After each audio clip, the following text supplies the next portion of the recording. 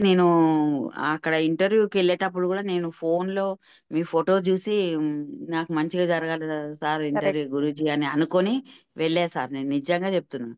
నేను first phone సైలెంట్‌లో పెట్టా గానీ, వాట్సాప్‌లో మీ ఫోటో చూసుకొని గురూజీ నేను మంచిగా ఇంటర్వ్యూ ఇవ్వాలి. మంచిగా జరగాలని అనుకోని వెళ్ళా సార్. అసలు ఆయన ఆ సార్ క్వెషన్స్ గూడా ఎవరిని అన్ని క్వెషన్స్ ఎయలేదు. నన్ను అన్ని క్వెషన్స్ ఎసారు.